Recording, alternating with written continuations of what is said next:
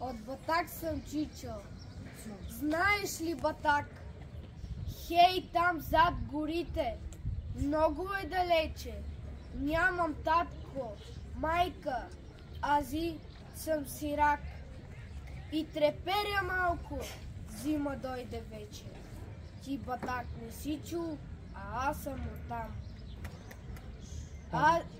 Помня го клането и страшното време. Бяхме 9 братя, а останах сам. Ако ти разкажа, страх ще те съземе. Като ги изклаха, Чичо, аз видях, с топор ги сечаха, ей тъй на дръвника. А пък аз и плачех, па ме беше страх. Само бачо Пеньо с голям глас извика. Издъхна бачо. А един хайдук баба ми заклая под вехтата стряха. И кръвта потече, и знаеш и Къпчук. А аз и бях малък, и мене не заклаха.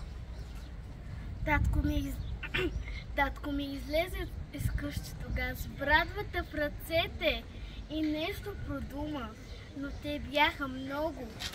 Пушнаха за в час и той падна във знак. Уби го куршума.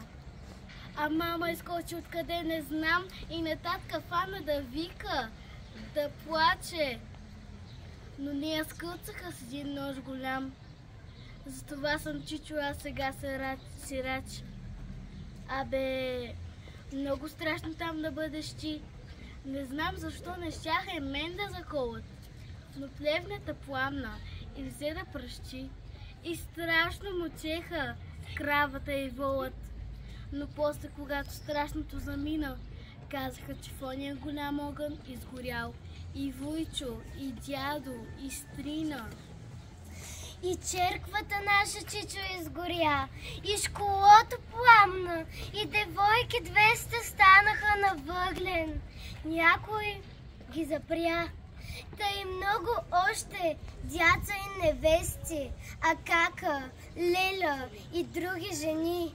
Мъчиха ги 2 дни, та пак ги затриха. Още слушам, Чичо, как пискат уни и детенца много на мъждрак набиха. Всички свят затриха. Как не бе ги грях, само дядо Ангел оживя. Сюрмаха. Той пари с котела събираше за тях, но под трендафила с гвозда и коваха.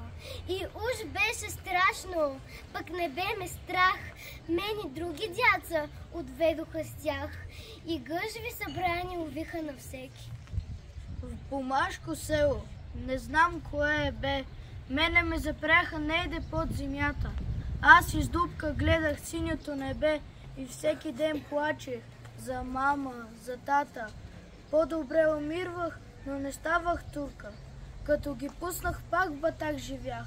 Подир 2 години посрещахме Гурка. Тога с лошо време и за тях настана. Клахме ги и ние, както те ни клаха. Но нашето село, Чичо, запустя.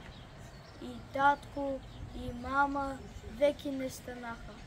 Ти, Чичо, не си чул заради Батак, а аз съм оттам, много е далече. Нямам майка, ни баща. И 2 дни тук гладувам, защото съм сирак и треперя малко. Зима дойде вече.